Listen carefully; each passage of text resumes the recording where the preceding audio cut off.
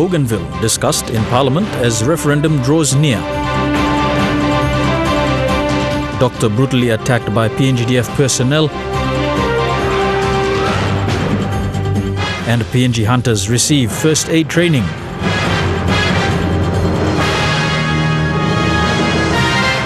This is National EMTV News with Meriba Tulo. A very good evening. Thank you for joining us for Wednesday's news.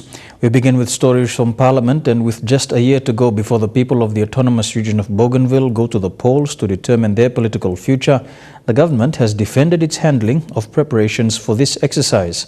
In question time in Parliament this morning, Prime Minister Peter O'Neill said the government under his leadership had done more for the autonomous region during his term than at any other time.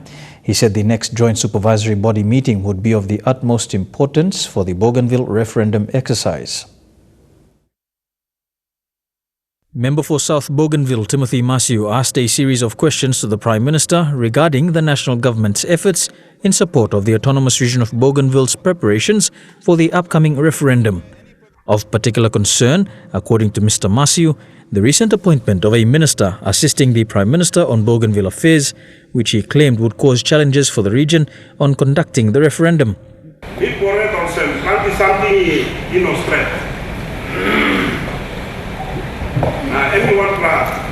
Situation where it's still unresolved, and this government must take courage of that and make sure that this issue will go and will be addressed. The referendum will go ahead.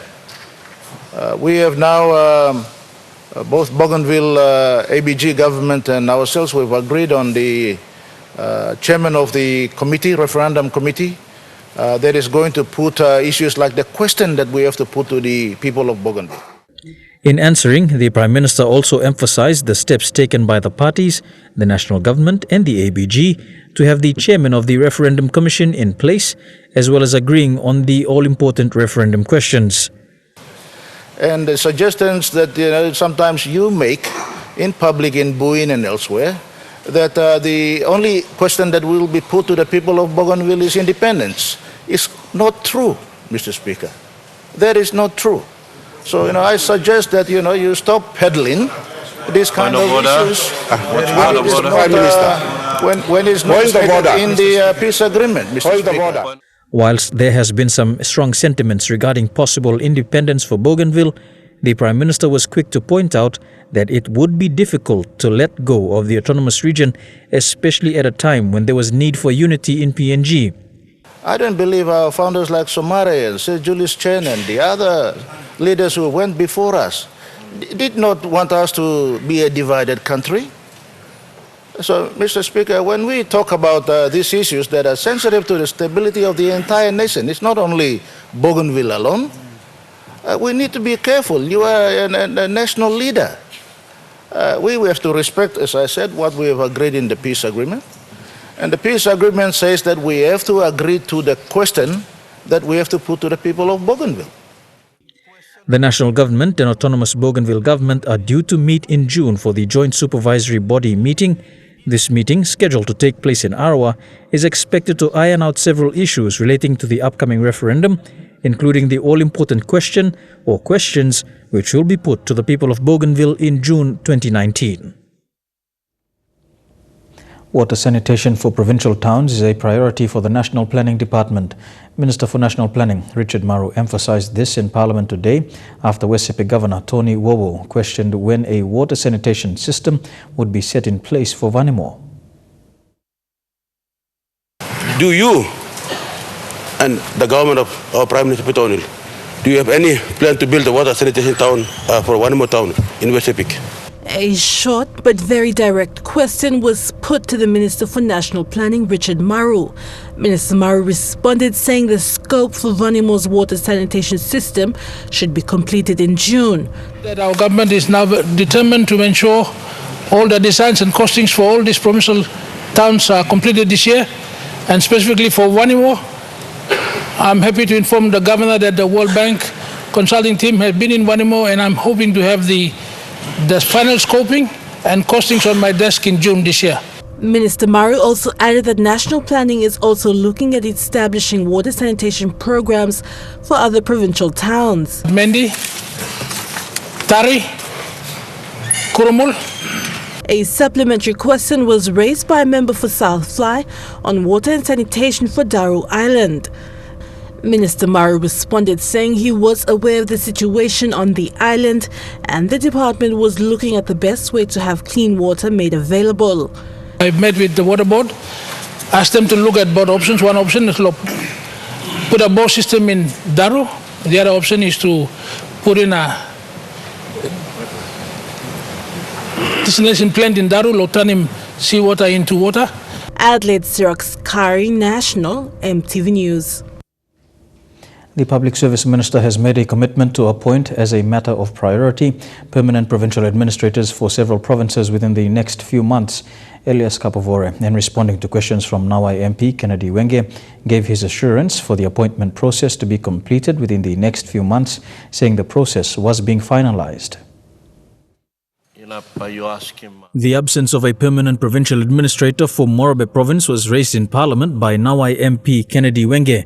In a series of questions to the Public Service Minister, Mr. Wenge asked when the country's largest province would expect a permanent appointment to be made to this position.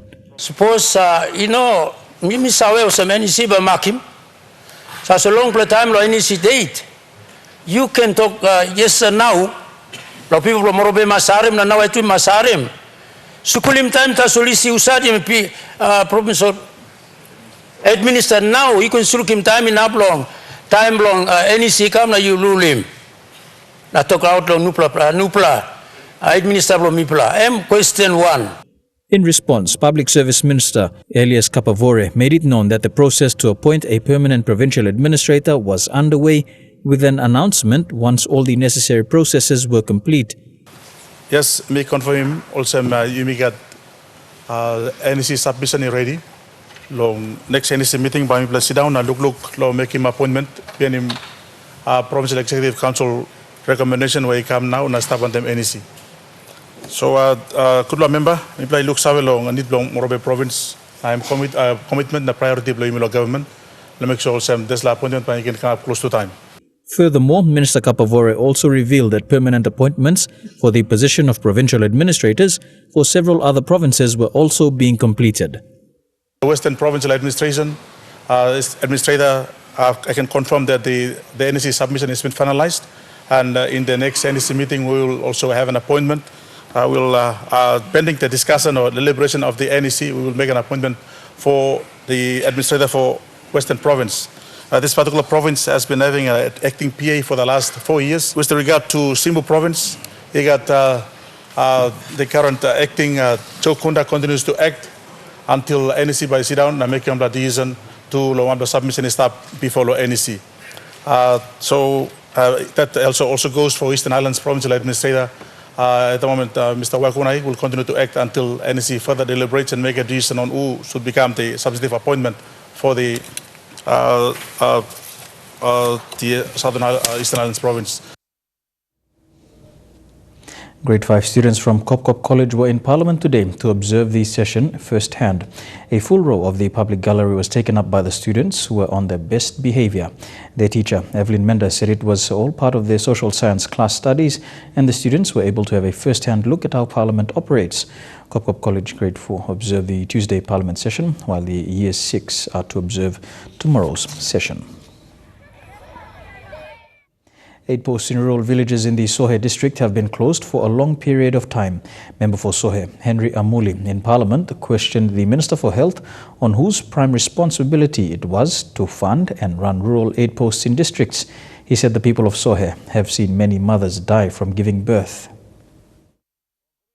Rural villages na people. Sohe MP Henry Amuli in Parliament said he had returned from a fact-finding mission in his district to find what vital services were lacking and stated that all aid posts in the rural villages had shut down. Going to those rural villages na people, me realize them.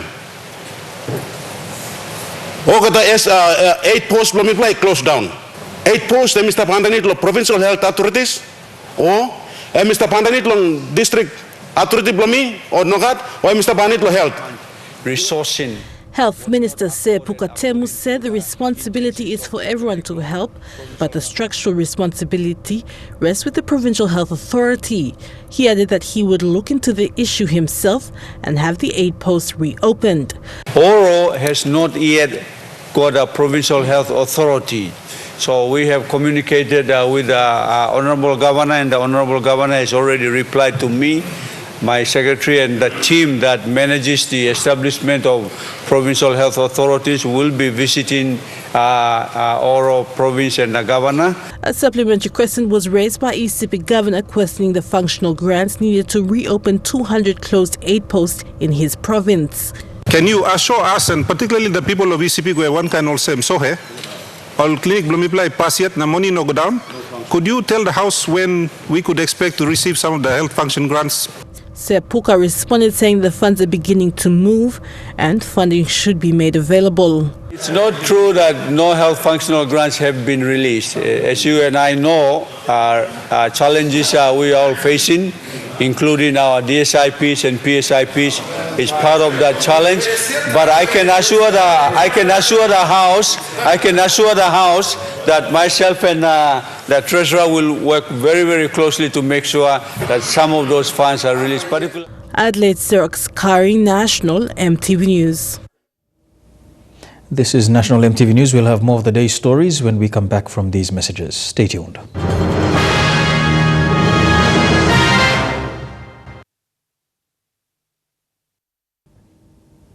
Welcome back to the news. The National Doctors Association is calling for immediate discipline of a member of the PNG Defence Force after a doctor was brutally attacked in Port Moresby's North Waigani. President of the PNG Doctors Association, Dr. James Naipau, says the particular officer must be disciplined. The National Doctors Association has given 10 days to police and the PNG Defence Force to establish investigations and for justice to prevail.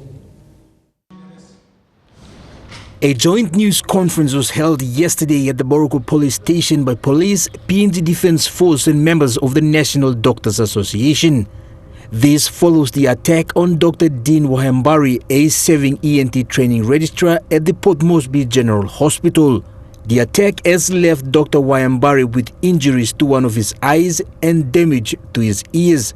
This is not the first time medical staff members have been attacked by members of the disciplined forces. The past, where police, the case dealing with CIs, case dealing with police, or case dealing with military, where it comes and then slowly it dies down. All right, we wouldn't want such thing to happen. So because of that, the 10 days deadline stands. Members of the National Doctors Association say a possible strike and shutdown of services will be staged if drastic steps are not taken by authorities to discipline the officer responsible. We are prepared to support the rest of the colleagues and withdraw from the involvements and stuff like that to show our frustration. According to the PNG Defence Force, the particular officer has been apprehended and detained for legal processes to take effect as investigations progress. This matter will include both the military and the civil court of law. The service member is now under the custody of the military police at the 1st Royal Pacific Islands Regiment. Police have also given an assurance to work with PNGDF. We have established the identity of those involved to bring in those allegedly to be involved to complete the investigation into that case. The victim, Dr. Wahambari, is receiving treatment at the Port Moresby General Hospital. Jack Lapave Jr., National EMTV News. 4 months of emergency ART drug supplies were presented to the National Department of Health today by the National AIDS Council Secretariat. 40,000 bottles of medicine will go to support 70% of 26,000 people who are under treatment in the country. The National AIDS Council Secretariat says about 60,000 people are living with HIV and AIDS in the country, while most do not know their status. The delays in bringing antiretroviral treatment into the country were more to do with administrative issues. Some administrative matters that actually delayed bringing these back. We finally concluded with our the director, Dr. Dalla, actually coming in and helping us to work through the administrative process in terms of getting this across. On this note, I also want to apologize to people who've been affected by this epidemic. We were not able to come out quickly because of the administrative issues we have. We wanted to come out and help, but then we need to do it properly. So we are all doing the right thing and helping where we can. Today, boxes containing 20,000 bottles of antiretroviral treatment for the next 3 to 4 months were delivered by the National AIDS Council Secretariat to the National Department of Health for immediate distribution throughout the country. They take about 2 to 3 weeks, but with this current supply, we anticipate to do that earlier than that. Yeah. Department of Health, we still have that contract with LD Logistics, but for emergency cases, we do use TNT because it's more faster as well as. Each container contains 30 plus tablets. This emergency supply has cost the National AIDS Council Secretariat about 500,000 to purchase. The government agency responsible for coordinating and monitoring the epidemic in the country, we must ensure that people on positive and living with HIV in the country must have access to quality medicine at all times, because we cannot afford to let people go on drug holidays, because that will be a very difficult complications that will arise as a result of drug resistance. We will be looking at 5 or 6 times more the cost of current procurements. The next lot of supplies that is due to arrive in the country at the end of this month will last another 6 months. The processes in progress now to address the issue of supply chain and procurement, not only pertaining to HIV drugs, but also to malaria, TB drugs, and other health commodities as well. And this is a serious issue for the country, and we need to address that. So stock out of medical supplies and drugs must be addressed as a system overall, and system fixing and system strengthening. According to 2017 Statistics Global AIDS Monitoring Report, 50 to 60,000 people in the country are living with HIV and AIDS. Not all of them know the status. The ones that know the status are around like 60% or so. 40% of people who live with HIV do not know the status. Those who know the status as HIV positive, 26,000 are on treatment. 26,000. Of these 26,000, 70% of them at least are on this medicine. Stacey Yallo, National EMTV News. The second APEC senior officials meeting for APEC 2018 began today in Port Moresby with representatives from the 21 APEC member countries in attendance. PNG SOM Chair Ivan Pomaleo gave the opening remarks. The start of SOM 2 also concludes the minor meetings held recently. The second senior officials meeting commenced this morning at the International Convention Center with APEC delegates representing the 21 member countries, some of whom have just arrived in Papua New Guinea. SOM Chair Ivan Pomaleo made opening remarks stating that there were a number of important topics that will be discussed for the next 2 days. For your continued cooperation. SOM 2 has been a lighter set of meetings in terms of the number of meetings, but the fewer meetings is definitely not indicative of the hard work that has been put in. Our meetings over the next 2 days is important on a number of fronts. An outcome of the discussions is expected to be released tomorrow, but the SOM Chair made brief references on participation of private sectors in developing economies. Leaders and ministers continue to underscore the importance of private sector input in our various work streams. And with that, I would like to invite the chair of APEC to report on the outcomes of the second APEC meeting, which took place in Tokyo, Japan last month. SOM 2 ends on Thursday, while the Trade Ministers' Conference will start on Friday and continue on to Saturday. Thakla Gunga, National EMTV News. The region's public and private sectors convened in Tokyo last month for the second APEC Business Advisory Council meeting, where they discussed opening markets up and inclusive growth. This morning, APEC Chair David Toa briefed the delegates at the second senior officials meeting about the outcomes of that meeting in Tokyo. Faced with increased protectionism and digital disruption in global trade, APEC member economies and the Asia-Pacific business community are preparing bold actions to equip the world's growth engine for change. The APEC Business Advisory Council Chair David Toa stated that the APEC's focus is truly inclusive growth for the region's communities, and steps to include this include reducing barriers to trade and investment. During our meeting in Tokyo, we agreed on the APEC letter to MRT, which outlines our views and recommendations on key areas in the APEC agenda. The key message that emerged from our discussions was that we should stay the course in promoting open markets, the dynamic flows of goods, services, investment and people, and in advancing inclusive growth. APEC will present policy recommendations for advancing these goals at the ministers responsible for trade meeting on Friday. Leanne Jarari, National EMTV News. Still on APEC, the APEC region is experiencing broad-based economic growth that has seen significant contributions from trade and household spending.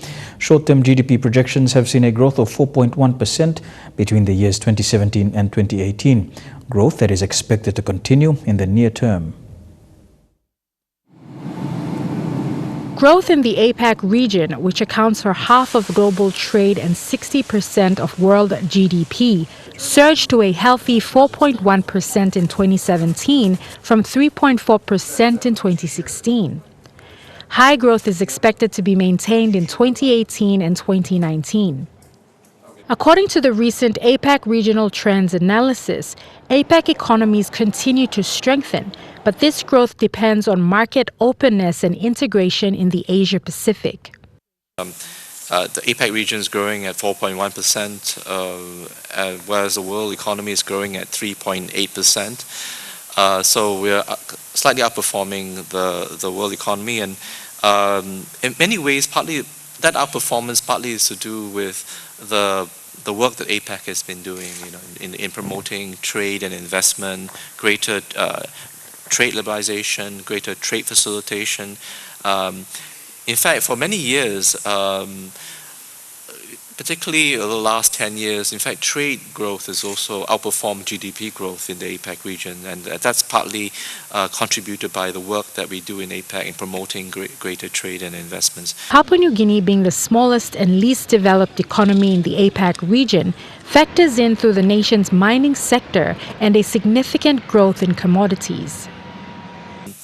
There's been significant improvement, both also in PNG's economic growth, and I think a large part of the exports are in the mining sector, and we've seen an increase of commodity prices also as part of the improvements in the global economy, and that has of course benefited PNG and also many APEC economies who have a significant exports within the mining sector. Leanne Jarari, National EMTV News. Morobe's Nawai district is the first in the country to present its 5-year plan to the Department of Implementation and Rural Development. Nawai MP Kennedy Wenge says the plan is designed from an LLG perspective with focus to linking the rural areas through impact projects. Economic generation, transport and infrastructure are the key focus areas. Senior public servants, LLG presidents, officers from the Morobe provincial government and the Nawai MP were present to witness the occasion. Speaking after the presentation, the elected MP says roads are the key infrastructure in linking the district. He says the 5-year plan hopes to help improve living standards and explore the agricultural potential of the district. And all development, them road are bridges. The English making to say, if no bridge, no road. No road, no bridge.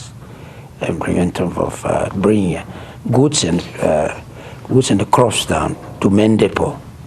That's why I put infrastructure first.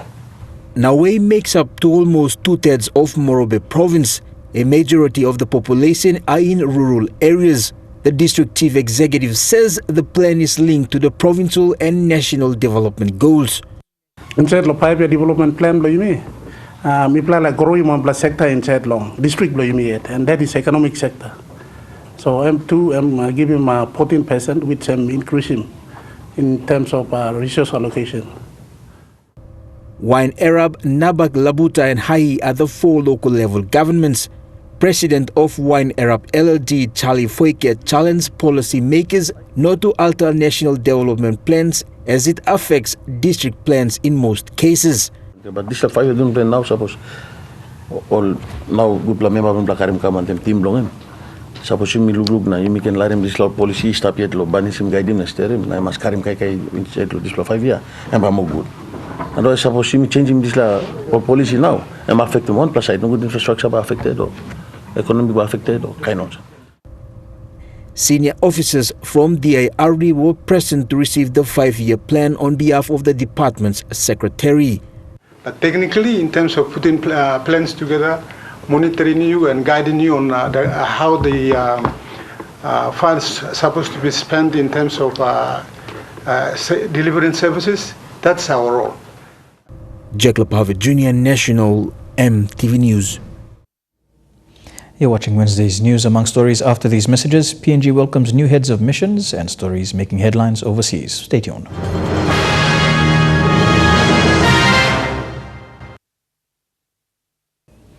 Welcome back to the news. The state now recognizes newly appointed non-resident ambassador to PNG from the Republic of Poland, Michael Kolodziejski. The Governor-General accepted his letter of credence during official rituals of diplomatic accreditation.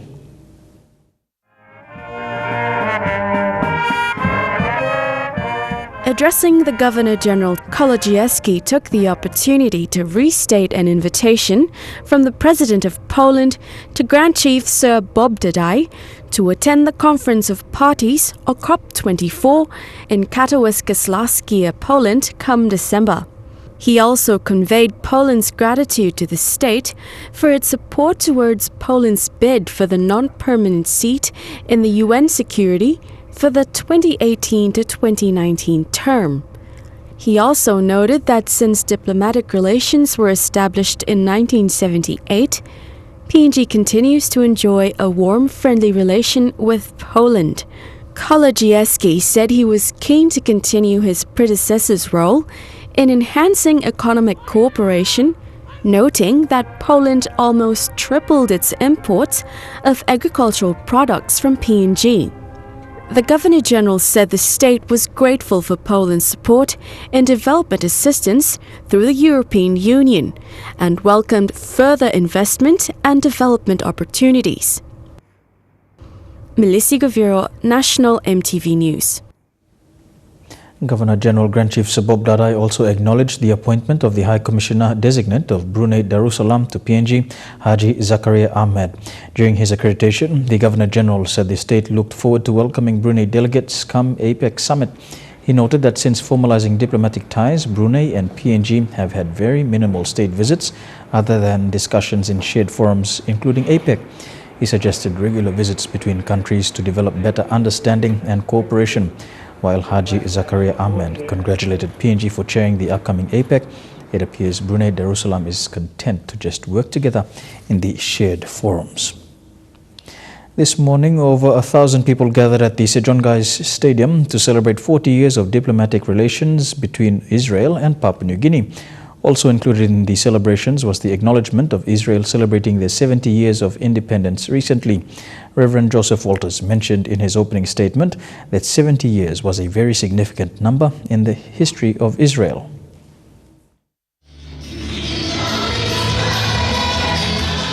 This morning, individuals from churches within NCD, Israeli Ministries and Teshuvah Trumpet Ministries gathered at the Sir John Gais Stadium. Their gathering in celebration for 40 years of bilateral relations between PNG and the State of Israel. The celebrations following Israel's commemoration of 70 years of independence.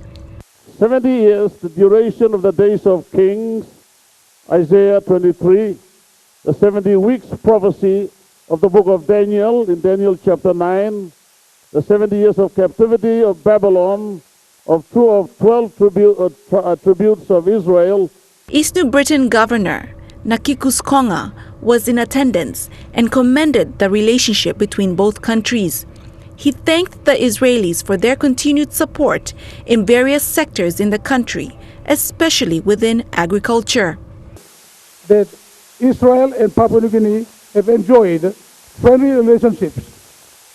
Papua New Guinea is looking forward to enhance the already good bilateral and friendly relations that existed between Israel and Papua New Guinea for so many years.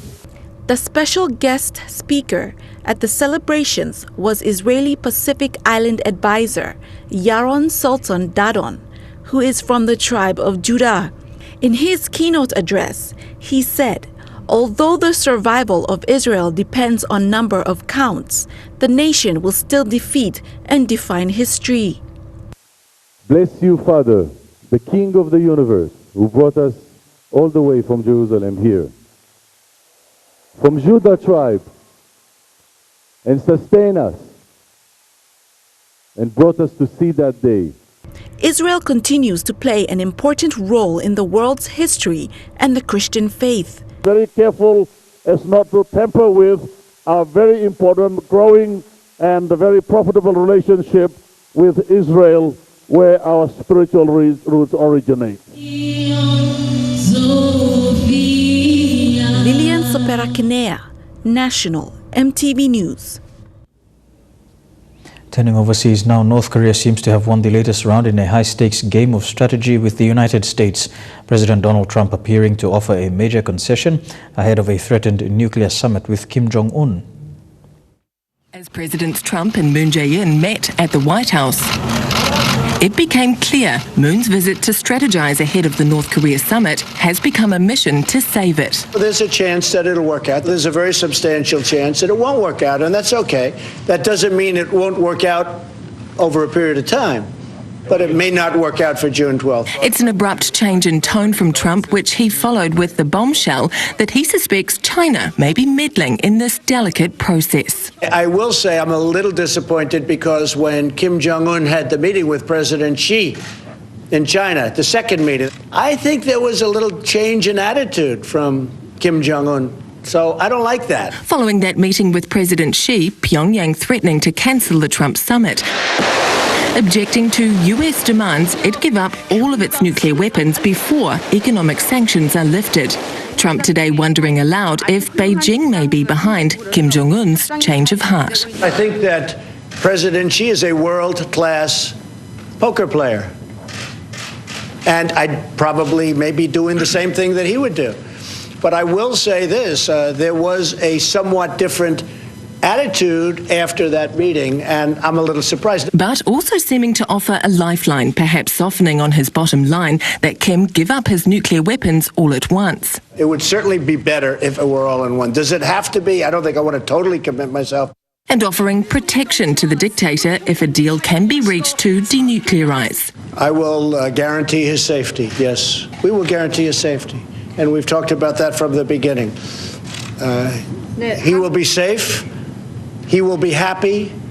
His country will be rich. Another encouraging sign, North Korea appears to be fulfilling its commitment to close its nuclear testing site. International journalists are expected to begin travelling to the facility tonight, although no international nuclear inspectors will be granted access.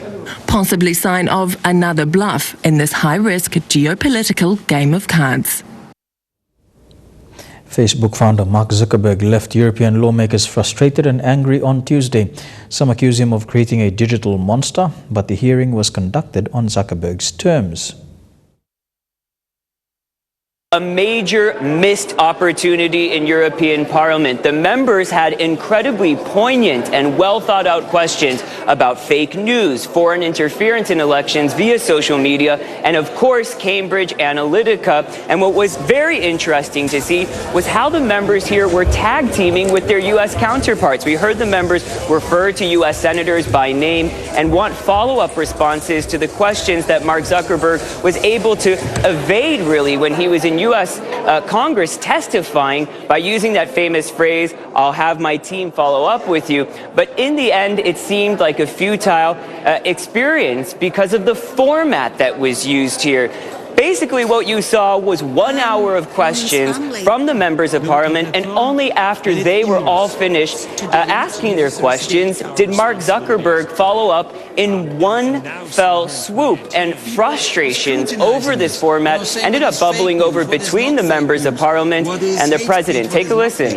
I'll make sure that we follow up with each of you afterwards to make sure that your specific questions get addressed. And we're going to have someone come to do a full hearing soon to answer more of the technical questions as well. So thank you again for inviting me and for having me. I think there was one question raised by Guy Verhofstadt, and that's linked to my question, and that's the separation of different services. And I think it's a very important question in this round, the market power of Facebook, and the question if you cross-use, for example, data between Facebook and WhatsApp. So it would be good if you say at least one word to that. Will you allow users to escape targeted advertising? I mean, I asked you 6 yes and no questions. I got not a single answer. Yeah. And of course, well, you asked for this format, well, for a reason. Okay. I'll make sure we follow up and get you answers to those. Now, Michael, in the end, Mark Zuckerberg did follow up to some of the tougher questions that we heard about Facebook possibly being monopoly, even discussions about breaking it up one day. But because he was replying in this monologue format, it meant that he was able to just recycle bullet points without directly responding with back and forth from the members of parliament. And on that note, we go for a break. Coming up next, some sporting updates in Trukai Sports. Stay tuned.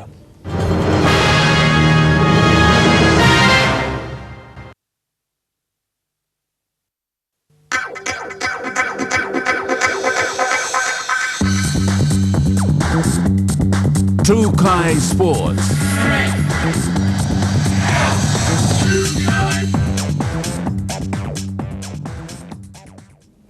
Welcome to Trukai Sports. We begin with Rugby League and 2017 Queensland Intra-Super Cup premiers. The Hunters received first aid training from St. John Ambulance today.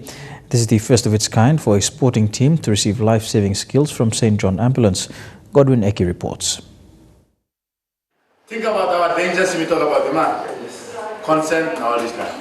So instead of helping the person, nobody will fight love.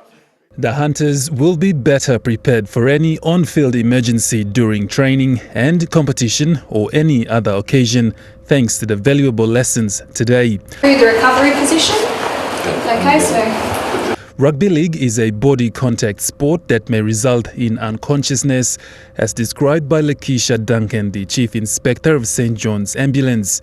So what we're doing here this morning is going through with the Hunters spinal injuries, recovery position, normal doctor A, B, C, D, E response. We're doing this so that they can, when they're actually on the field, utilise this in a first instance if one of the players are injured. I think it's quite important that they engage in this sort of activity and training because I guess they're at the forefront of sport injuries themselves. So realistically, first aid training should be taken abroad throughout the communities, and I think Hunters especially probably should be part of that approach.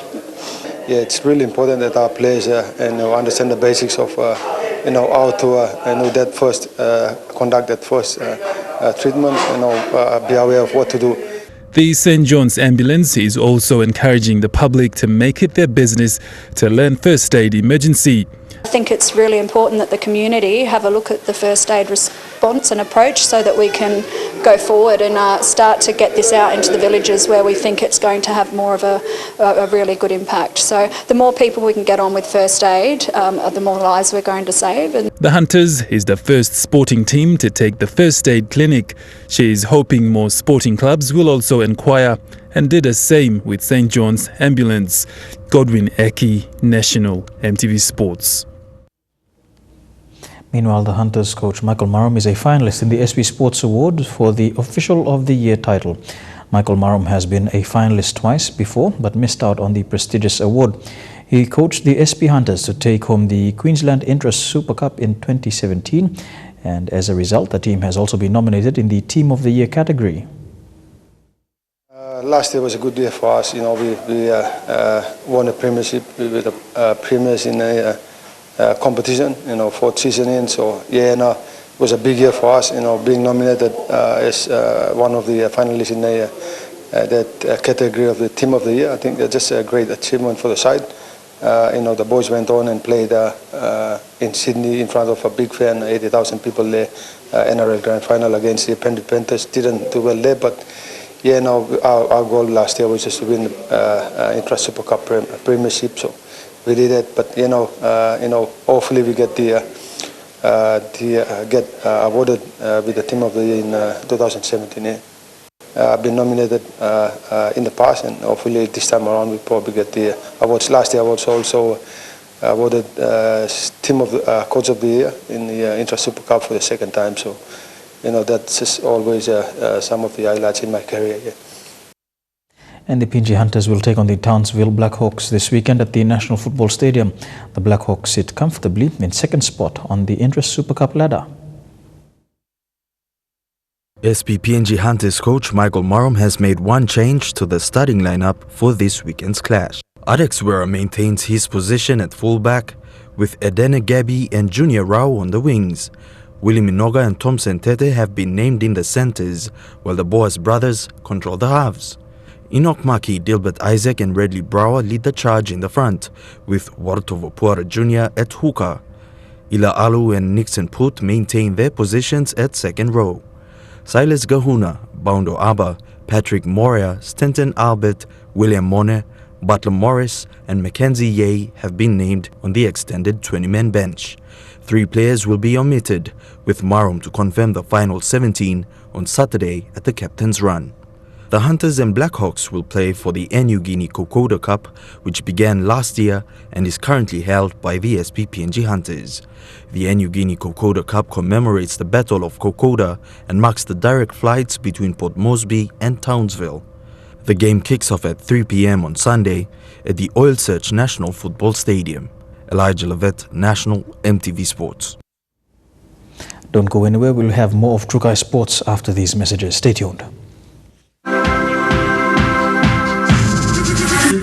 Trukai Sports. Welcome back to Trukai Sports. To Rugby Union now, and there are plans on rebuilding the sport in Papua New Guinea. A delegation of the court-appointed interim board of PNG Rugby Union recently met with the World Rugby Council and Oceania Rugby. The delegation included Ben Frame, Michael Uyari and Sid Yates, who met with Oceania Rugby President Richard Sapias and Oceania Rugby General Manager Bruce Cook. They have commenced plans to rebuild the game in PNG and are moving forward with a more player-centered approach. The interim board has put aside troubles of the past and have plotted a 12-month plan to take the game of rugby union in PNG forward. To cricket now, and CPL PNG Lewa batswoman Brenda Tau is one cricketer whose chances for making the national team that attends the ICC T20 World Cup qualifiers in the Netherlands looking promising. The 20-year-old today spoke to MTV Sports about the East Asia Pacific qualifiers last year, where they fought for the world qualifier spot. It is almost 11 months since the Lewas triumphed at the East Asia Pacific qualifier in Samoa, and finishing the tournament at the top was not easy for them, having to overcome the challenge presented by the host country. Samoa actually gave them a good run in the beginning of the tournament, but the 6-wicket beating they gave Samoa in the final match was a sweet victory for the Lewas. We really worked hard for it. At first we did fall with some games, especially with Samoa. But after that, we picked ourselves up. We told ourselves we have to keep going. We will do this and we will go to the tournament in Netherlands. And world qualifier hopeful Brenda Tau reflected with much satisfaction as to how hard they fought to qualify. The 20-year-old, who has been in the lower squad for 5 years now, was a recipient of the prestigious Baggy Green from Australian Cricket last November, following her debuting performance at the Australian Cricket County Championship, and she stands to play a crucial role in the Lowers team if selected. My teammates were actually congratulating me with the Baggy Green, and I just felt happy. To be honest, it was a blessing to me, so I'm keeping it. Training has been ongoing for the Lowers since returning from the EAP qualifiers and the ACCC. My normal position is being a batter for the PNG levels. It's sometimes open, sometimes actually in the top 6. And also one of my positions is being a wicket keeper. But I give my most time to being my position in the levels is better. So I focus on that. The final squad will be announced tomorrow. Dinero Sriko, National EMTV Sports. And that's it for True Kai Sports. Up next, the weather details for the next 24 hours. Stay tuned. True Kai Sports.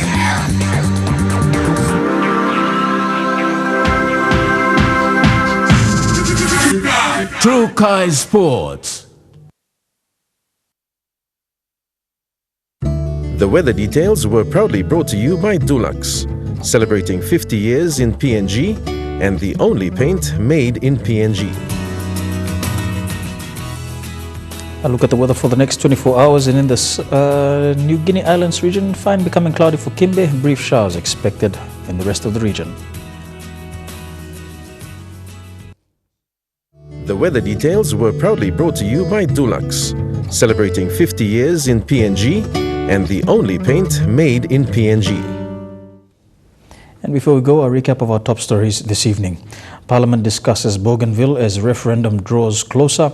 Doctor brutally attacked by PNGDF personnel, and PNG Hunters receive first aid training.